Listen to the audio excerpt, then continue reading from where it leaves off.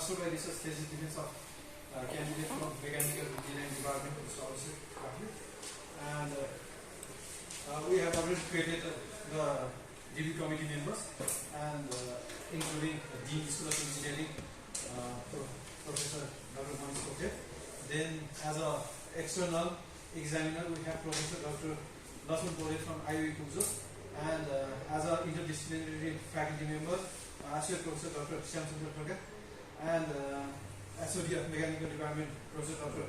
Daniel Tulagar. And there are three supervisors of this thesis, including the respected Vice Chancellor, Professor Dr. Bhola Thapa, Associate Professor Dr. Abishek Kafle, and Assistant Professor Mr. Pratis Lastre. So, as a representative of the three supervisors, we have included Mr. Pratis Lastre as a thesis DB committee members. And so, without any delay, we are going to start this program. Thank you everyone for again. And I would like to request Chairman of Research Committee and Dean of the School of Engineering, Professor Dr. Manish Kote, to give his welcome remarks. Thank you very much, Vice Chancellor sir, Professor Sulfur sir, from IIT, colleague and student. So let me take an opportunity to welcome you in this Master of Research of Mr. Abishek Kafle. So Mr. Kafle today is today because you are very fortunate because today is our annual day and you are very asked to give your presentation during that day, so you are very lucky. So today is your day. I wish you very good luck. And thank you very much all my colleagues for managing the plan for the day. And also Professor Lasman Pore sir. And because in the morning we welcome you as now we will do that. Thank you very much. Now the floor is yours. Thank you, sir. Now I would like to request Assistant Professor Pratis Lastre to introduce the candidate, his works until now. Mr. Abishek Kafle, born in 1996, February 29 at Malkuri District, Nepal. Done his schooling from Malkuri and higher secondary school from Pasari Academy. He had joined KU as a PE student in 2014 to 18. And he had also worked as a mechanical engineer in Nepal Innovation Lab for Region and visiting faculty at KU. And he had joined Design Lab, Department of Mechanical Engineering at the University in 2019 as research assistant. And then he started his master's by research in development of procedures for manufacturing of Francis turbine in Nepal in December 2019. And his work is more related towards the use of additive manufacturing for planning development of template forecasting. Similarly, design of rising and gating system as simulation for directional solidification and installation, and casting of the runner and assembly and finishing. And finally, using these all information to develop the manufacturing process for Francis runner. This thesis is a part of a project entitled Enhancement of Design and Manufacturing Capacity of Francis turbine in Nepal, which was funded by Energize Nepal from 2019 to 2022. And I, along with other supervisors, have closely monitored and reviewed his work, and we have found it satisfactory. So we listen all the best for his presentation. Thank you. Thank you, Professor Lastre.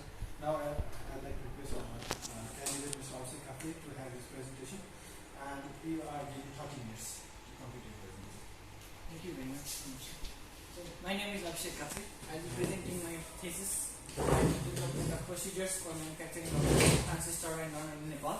My supervisors are Professor Dr. Bhola Thapa, Associate Professor Dr. Abishek Kafle, and Assistant Professor Pratis Lastre. So this project, this work is a part of the project Enhancement of Design and Manufacturing Capacity of Francis turbine in Nepal. It is funded by Energize Nepal, and the partner organizers in this project are Nepal Micro Hydropower Development Association, Design Lab from Department of Mechanical Engineering, Kathmandu University, Turbine Testing Lab, and Nepal Solar Energy. So these are the contents that I will be going through during my presentation. So to start with, it is a well-established fact that the sediment, latent water in the rivers of Nepal has created immense problem in the hydropower sector. Mainly, it deteriorates or decreases the efficiency of the hydromechanical component, including the turbines of the hydropower plants. Now, this has created a lot of problems to the hydropower industry, but on the contrary, it has opened a lot of opportunity to the manufacturing sector or the manufacturing industry of Nepal. there are two major opportunities or areas of opportunities that it has created. One is the opportunity of repairing and maintaining of the turbines. As these turbines get deteriorated due to the sediment erosion,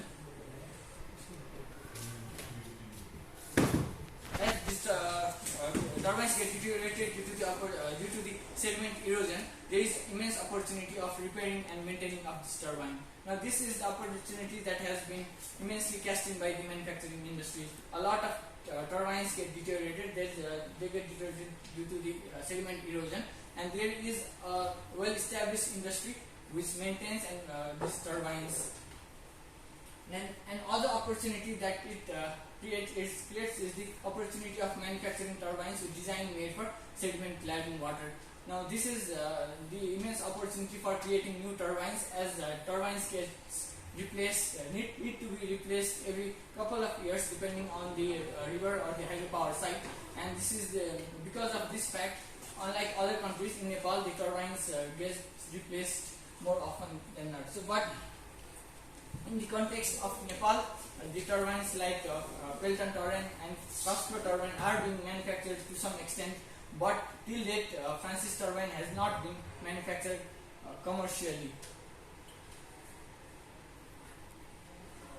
And this is where my research project focuses on manufacturing of these turbines and finding out where the bottlenecking factor is, and to develop simplified process to manufacture these turbines. Now, having said that, turbine testing lab at Kathmandu University has carried out research in this domain. It's been more than a decade since the turbine testing lab has started researching on the designing of Francis turbine, and there has been research work where these turbines has been manufactured as well.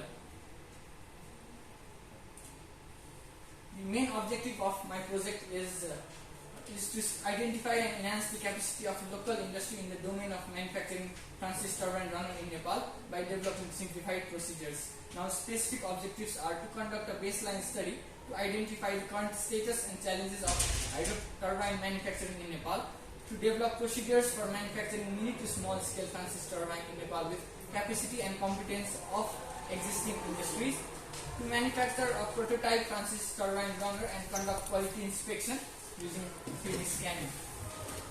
Now, the scopes and limitations of this study has been focused mainly on manufacturing of Francis turbine in context of Nepalese manufacturing industry. Design and engineering drawing of the case-specific Francis turbine has been provided by the turbine testing lab. The financial analysis and market feasibility of the locally produced turbines has not been done. Now, this is the methodology that I have used in my project. I started with literature review and baseline study.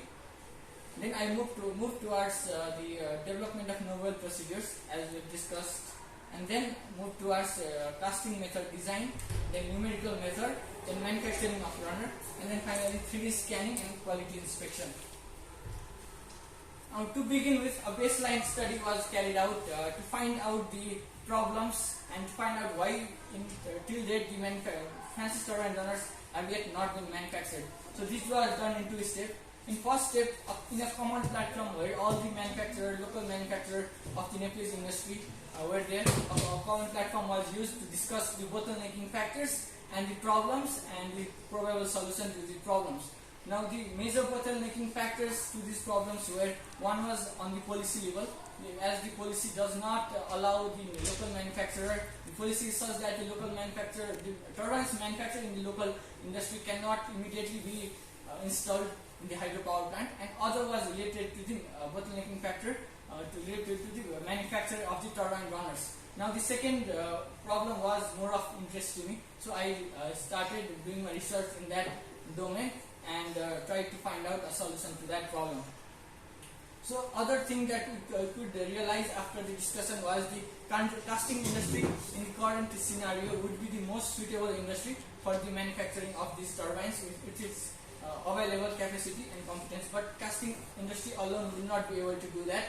Casting industry alone with the other manufacturing industry coupled together would be able to generate or manufacture these turbines. So after identifying that, in the second stage, what we did was we went to the casting industry. We had a small sample with us a section of the earlier designed Francis turbine runner. We took that with us. We went to the industry. We had them cast it, and through that we could realize what they could do and what they could not do. So based on that realization and based on identifying the capacity and competence, we came back and tried to develop some procedures which would be simpler. And there has been some, as I told already, there has been some attempts by the turbine testing lab to manufacture these runners, and these are the example of that. And two different types of procedures have been used to manufacture these turbines. In the first 92 kilowatt runner, what they have done is manufactured the house and shroud differently and casted the blade and then welded it all together. And in the second, the 2 kilowatt runner, investment casting has been done to manufacture the small 2 kilowatt runner, and in the 14 kilowatt runner as well, investment casting has been used. And in other 14 kilowatt runner, the hub and shroud were machined and manufactured separately, and the blade was pressed, and then all three components were welded together. And in the 25 kilowatt runner as well, similar process to the 14 kilowatt was used. And this technology of manufacturing all three components separately and welding together is a patented technology. But this patented technology suggests that the blades should be welded to the surface of the hubs and shroud. But the problem with these two processes is that in the investment casting process, it is difficult to finish the runner because the size of the runner is very small and the tool cannot be inserted inside this runner. So it is difficult to finish this runner at the end. And in the other process where the blades are pressed or cast and the hubs and shrouds are machined, in this type of process it is difficult to weld because again the size of the runner is small and it is difficult to insert the welding blade inside of it, and it's difficult to position the blade as well. So considering these two problems, there could be probable two solutions. One is a simplified design for welding process, as the welding process was difficult in one of the process. The welding process could be made simplified, and the other is separate manufacturing of hub, blade and shroud to ease the finishing process. So if we manufacture all these three components separately, as done in one of this process, it is easier to finish it, but in that case it's difficult to weld, so we can build a simplified process to weld these components together as well. So we took these two turbines as a case to develop the procedures, and finally we utilize the developed procedure in the 750 kilowatt runner. So first we took the earlier 14 kilowatt runner. What we did was we separated the hubs, blade and shroud, and what we did was extended the portion of the blades to the hubs and shroud. So in this way it would be easier for the manufacturer to weld these components together. But what we did was we extended all of the section from the blade. So the problem that was identified was seen in the 3D printing. We 3D printed this only a section of the runner to realize if any problems would be there, and as we had guessed, there was a problem due to the small gap between the blade sections and the difference between the hub and shroud and the blade section. There were distortion, as you could see in the figure, as we had extended all of the section of the blade.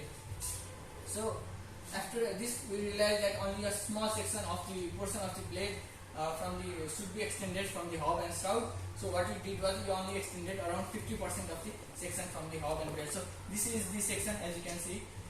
So this would make it easier for the manufacturer to weld it from outside, position it properly, and there will be already slots in this portion, and then weld it from outside and then wherever necessary from inside as well. So as we developed this, we completely manufactured all the full scale 14 kilowatt runner using 3D printing. This is the runner that we had done. Separately manufacture all these components, hubs and shroud, and then we inserted the blades. So instead of the welding in this 3D printing process, what we did was we used these glues to attach these components together.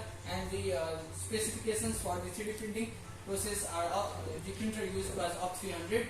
The material was ABS. The color is, as you can see, yellow, white and blue. As the color does not have any impact on the materials, not much significant impact in the strength of the material. Different material was used as for availability, and the layer thickness was 0.2 mm. The quality or the speed was normal, and the infill was 99%. So as we have developed a procedure, now so we try to use similar process in our main runner, that is the 750 kilowatt runner. Now, something that's interesting is we have deliberately choose these two type of runner because one is high head runner and one is low head runner. In the low head runner, the opening is greater. In the high head runner, the opening is small. So we have deliberately used these two type of runner here. And then we used 3D printing. First, we used 3D printing to manufacture this turbine in 0.7 scale. We only used it to visualize the runner, and how would it be easier to manufacture to develop simplified process using the other process, earlier process in the actual process. So we used this and used simple process to make this runner. This is the runner scale to 0.7. While making this runner, we could identify where the portion could be extended to make it easier for the manufacturer to manufacture this runner. And this is we manufactured again similar to earlier one. We manufactured all the components separately and then attached it using the glues as is the 3D printed model.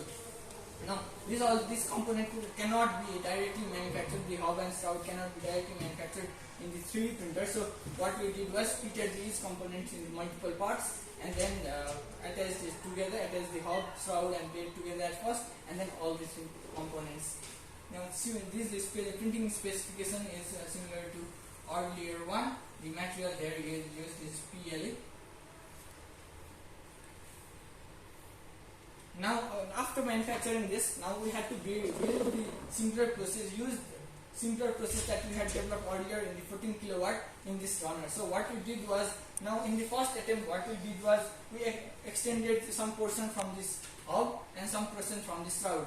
Now while using the in this runner, first we extended it from the center of the runner, but as you can see there is swell over here. It is bent in this direction. Due to this bend, after printing a section of the runner, what we realized was this bend was difficult to insert inside the shroud.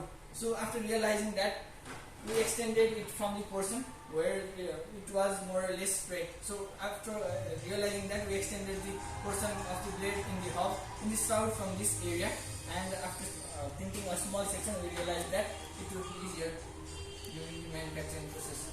So this is the CAD modification. As you can see in the CAD as well, we extended the portion of the blade from the hubs and shroud to make it easier for the manufacturer to manufacture these components together. And we assembled it as well, and during the assembly as well, it was found that it would be again simpler for the manufacturer to basically position the blade in the hubs and shroud and then weld it together to manufacture it at the end.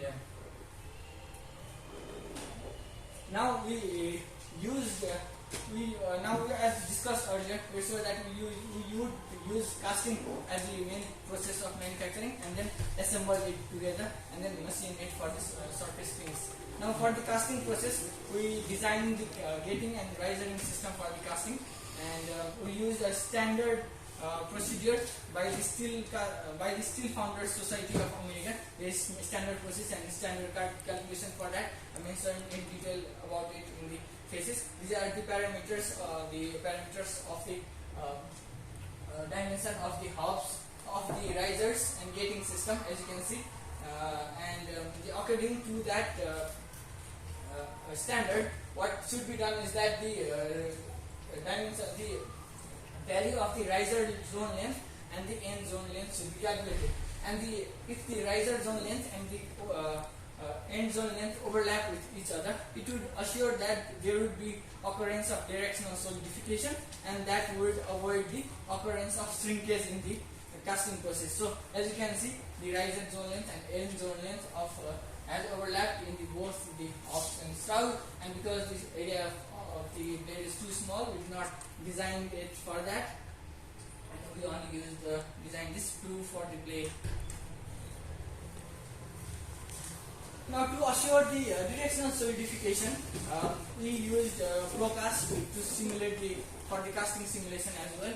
Procast uses frame analysis to find out the casting parameters, and so for the to carry out the simulation, we modified the CAD of this blade, hub and shroud based on the CAD or the dimension of the risering and the gating system that we had generated, and we modified the CAD in SolidWorks, and then we simulated in Procast. And These are the meshing. So first we meshed all these observations out. These are the meshing parameters, and so as you can see in the first figure, there is the use of risers and gating system as design, and dimension of all these components are at design. This is the visualization of the casting. As you can see, there is hub, blade and shout, and all of these are simulated as per the design, and all these were casted as well as per this design. I'll show it later in this presentation figure. And then for the casting, what we needed was template. And if you just give the design to the casting industry at the present time, due to the complexity of its design, the casting industry or the manufacturers won't be able to manufacture it. So what we did was we 3D printed the hub, blade and the spout of the runner in full scale, and this is me behind it to actually realize the scale of this runner. It's 0.55 meter in diameter, and we printed it in full scale, and we only printed one of the blades.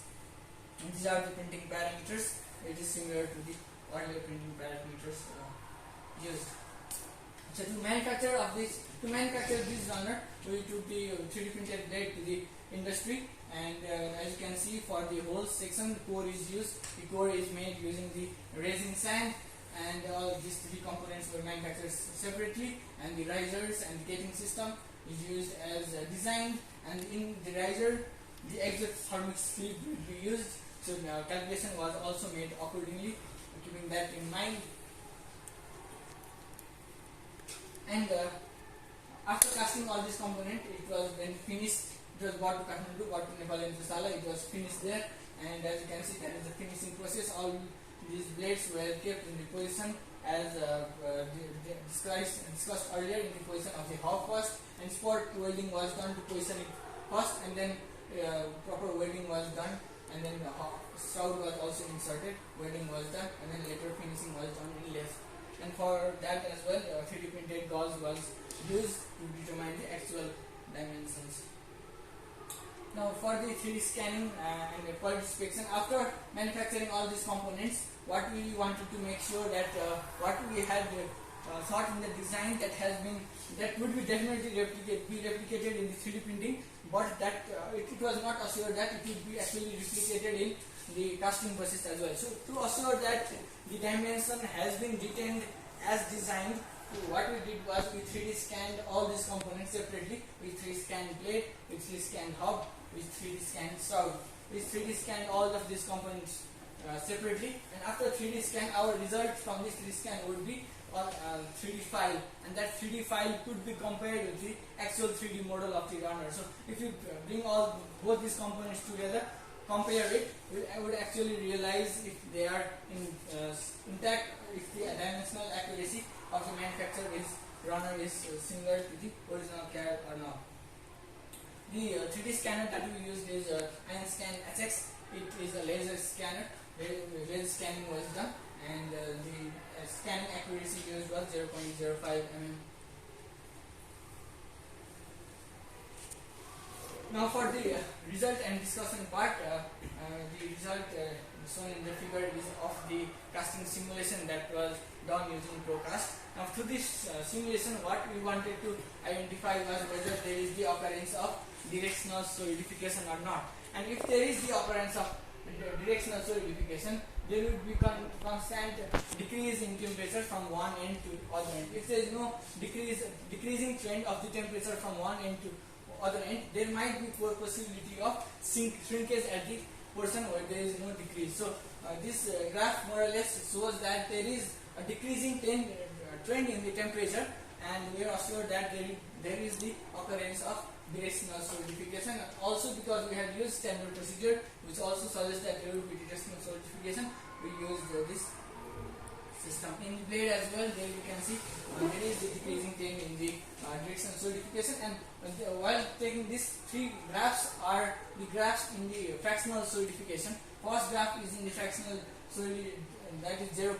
Second graph is in the fractional solidity of 50%, and third graph is in the fractional solidity of 100%. And in these 3 points, what we did was we took nodal points each end, and we took around 100 nodal points from one end to other end, plotted its temperature versus the nodal points, and there was the decreasing trend we could see in all the halves and shroud. And in this shroud, as you can see in the latter, we can see there is a parabolic path. That parabolic path is because that the riser is at the center, and where there is riser, there is obviously higher temperature there, and due to that there is a parabolic path. But more or less, there is, you can see there is occurrence of directional solidification, and this was also justified as we casted the runner later, and as you could see the results after the runners was casted. So as you can see, that is the casted shroud, and there is a screw and the gating system is as per the design, and then after fitting the screw and risers and other unnecessary part was thrown away in the second figure. And in third figure, the shroud were machined, and then after it was cleaned, later it should be assembled together. Similar was done in the case of hub and blade as well.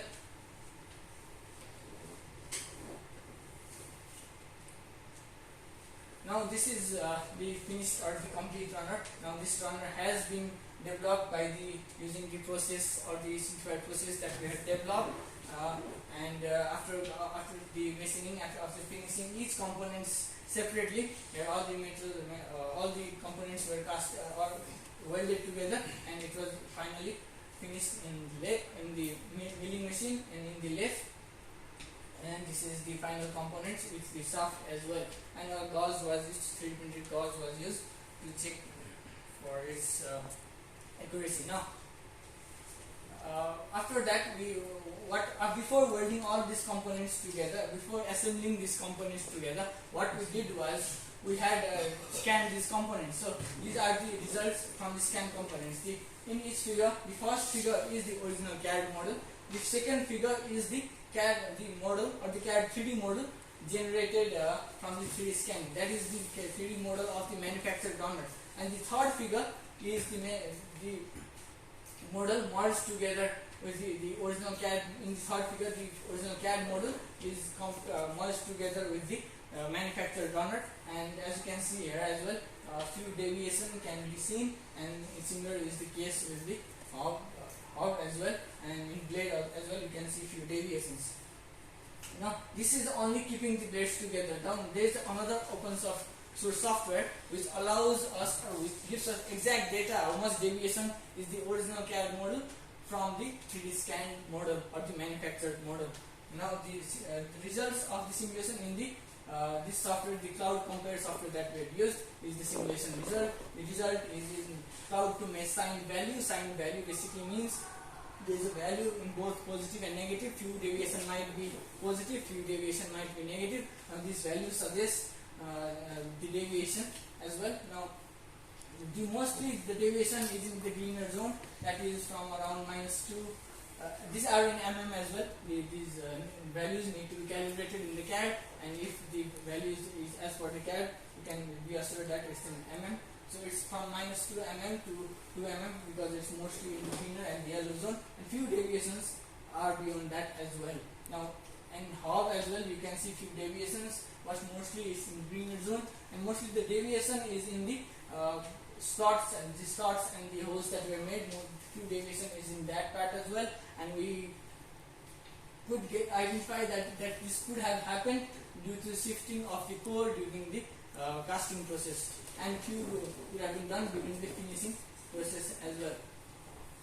In the hub as well, in the blade as well, there you can see there is some deviation, and the blade deviation is mostly in the trailing edge of the blade, and that is mostly, that red portion is mostly due to the fact that in the earlier figure as well, you could see that we had extended some or increased the thickness at the trailing edge. That is due to the fact that during the casting process, for the casting, the thickness of the blade was too low, so we had to increase it by some amount, and later in the finishing process we had finished this off after seeing it in the simulation as well.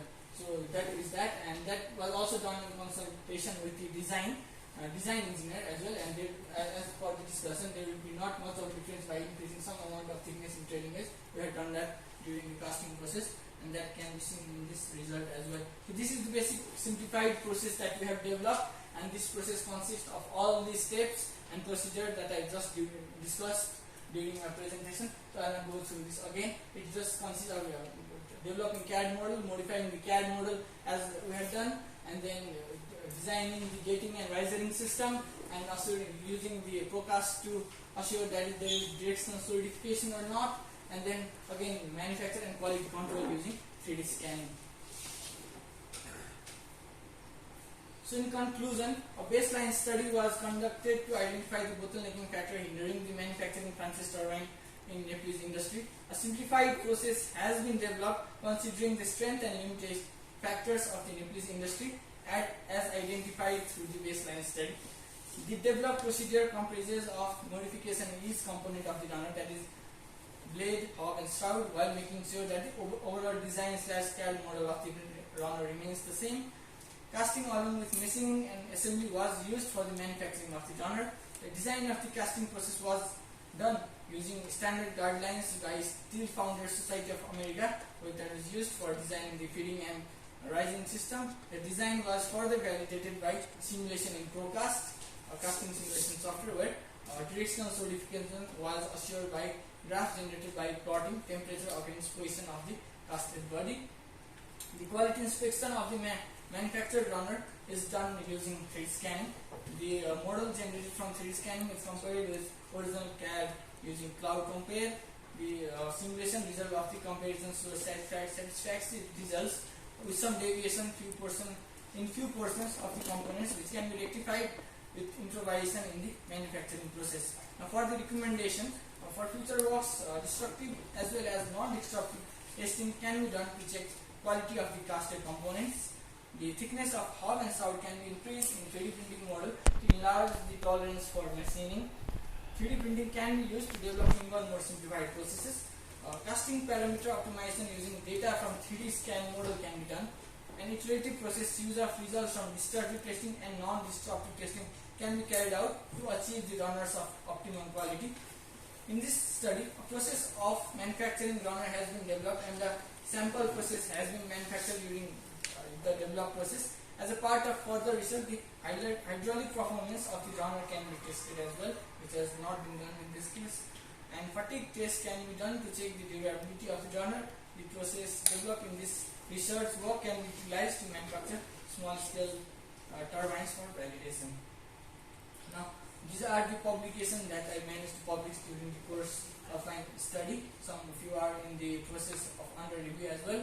The first one is published in IOP Science and Physics Conference Series. The second one is published in Polymers. Third one is published in the Proceedings of CRSTX, and the fourth one is published in IOP Conference Series. And these two papers are under review, and they will be published in the IOP Conference Series as well. These are the references that I did during my presentation.